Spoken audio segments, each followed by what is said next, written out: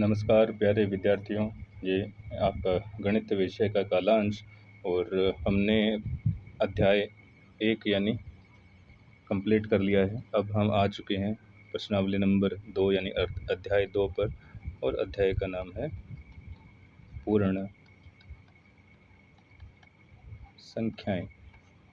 ठीक है विद्यार्थियों, तो ये आपका अध्याय का नाम है। तो पूर्ण संख्याएं है क्या? पूर्ण का मतलब क्या है कि कोई चीज़ पूरी हो गई उसको हम पूर्ण बोलेंगे। तो इसको करने से पहले मैं आपको एक चीज़ बताता हूँ कि ये होती है संख्या रेखा। ठीक है बच्चों, इस संख्या रेखा के बीच का भाग यानी ये वाला, इसको देखिए आप, ये जो भाग है ये होता है शून्य। इसके राइट साइड में यानी दाईं तरफ प्लस की संख्याएं। ठीक है बच्चों, तो अब इसको हम समझते हैं इस उदाहरण के साथ। एक को लेकर जितनी भी संख्याएं होती है उनको हम बोलते हैं प्राकृतिक संख्याएं यानी नेचुरल नंबर। ये आपकी है प्राकृतिक संख्या। ठीक है जी। अब अगर प्राकृतिक संख्याओं के समूह में जीरो को जोड़ दिया जाए, यानी अब क्या हो गया, जीरो भी आ चुके हैं, तो वो पूर्ण हो गई। ठीक है, तो अब हम इनको बोलेंगे पूर्ण संख्याएं। बाकी आपको जो प्राकृतिक संख्याएं हैं वो तो पता ही होगी। प्राकृतिक संख्याएं शून्य के साथ मिलकर पूर्ण संख्याओं का संग्रह बनाती है। अगर परिभाषा लिखें हम पूर्ण संख्याओं की तो वो क्या बनेगी उसको देखो आप। यहाँ पे हम हेडिंग डालते हैं पूर्ण संख्याएं, और हमारी परिभाषा ये बन जाएगी प्राकृत संख्याओं में जब हम शून्य अर्थात जीरो को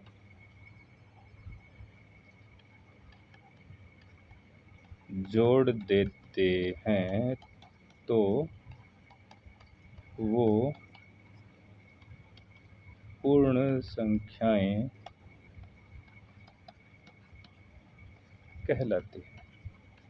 ठीक है बच्चों, समझ में आई होगी आपको, आशा करता हूँ कि जब हम प्राकृतिक संख्याओं में शून्य को जोड़ देते हैं तो उसको हम पूर्ण संख्या कहते हैं, यानी ये पूर्ण हो चुकी है। ठीक है, अब देखिए संख्या रेखा पर कैसे इसको निरूपित करते हैं वो मैंने आपको बता ही दिया। तो चलिए आगे चलते हैं, और आगे जब चलेंगे तो हमारे पास आएगी प्रश्नावली 2.1। इट मीन्स प्रश्नावली एक्सरसाइज 2.1, और इसका जो पहला प्रश्न है उसको हम करते हैं 10,999 ये देखो के बाद अगली 3 प्राकृत संख्याएं लिखिए। तो बच्चों प्राकृत संख्याएं तो पता होगी ना अब आपको, लिखिए। तो इसको हम लिख देते हैं।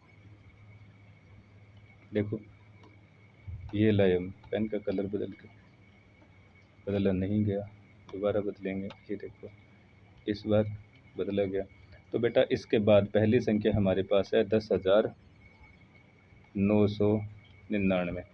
इसके अंदर अगली संख्या क्या होगी, नंबर 1, यहाँ लिखेंगे नंबर 2, और फिर हम लिखेंगे यहाँ पर अगली नंबर 3। तो बेटा इसमें देखो अगली संख्या हो जाएगी 11,000। इसमें आपको एक जोड़ देना है, फिर इसमें जब एक जोड़ोगे तो ये बनेगी 11,001। जब इसमें एक और जोड़ दोगे तो क्या आ जाएगी 11,002। तो ये 3 संख्याएं हैं जो अगली जो हमसे पूछी गई थी। ठीक है बच्चों, उतार लीजिए आप इसको। 1 मिनट बीच में कुछ सेकंड्स का मैं पॉज दे देता हूँ, आप स्क्रीनशॉट वगैरह ले पाओ अच्छे से। चलो अब हम करेंगे प्रश्न क्रमांक 2। और बच्चों दूसरा प्रश्न आपका है नंबर 2, 10,999 एक से ठीक पहले आने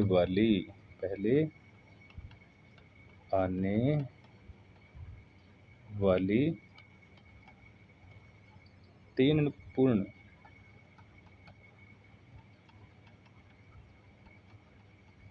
संख्याएं लिखिए।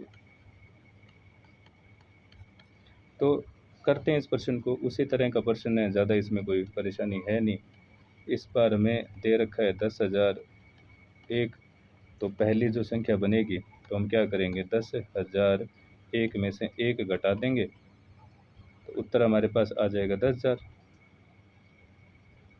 ठीक है, दूसरी निकालेंगे तो अब जो संख्या हमें प्राप्त हुई है यानी 10,000 प्राप्त हुई, इसमें से 1 घटा देंगे तो हमें क्या मिलेगा, 10,000 में से 1 घटाओ यानी हमें मिलेगा 9,999 यानी 9,999। अब तीसरी संख्या निकालेंगे तो अब आप 9,999 में से 1 घटा दो तो आ जाएगा 9,998 बच्चों। ठीक है विद्यार्थियों, तो ये आपको उत्तर इसका मिल चुका है। इसको मैं साफ कर देता हूँ बोर्ड को। अगला प्रश्न करते हैं। प्रश्न क्रमांक अब आप 3 पर आ चुके हैं और प्रश्न क्रमांक 3 है, सबसे छोटी पूर्ण संख्या कौन सी है। जी हाँ, ये हमारा प्रश्न है। ये असल में एक प्रश्न तो क्या है, मैं इसको बोलूँ तो ये एक परिभाषा है, सीधी सीधी परिभाषा है कि सबसे छोटी पूर्ण संख्या कौन सी होती है। तो पता ही होगा आपको कि 0 यानी 0 सबसे छोटी पूर्ण संख्या होती है। ठीक है विद्यार्थियों, तो आज की क्लास के अंदर इतना ही। प्रश्नावली 2.1 के बचे हुए आगे के जो प्रश्न हम करेंगे हमारी अगली क्लास के अंदर। तब तक के लिए धन्यवाद।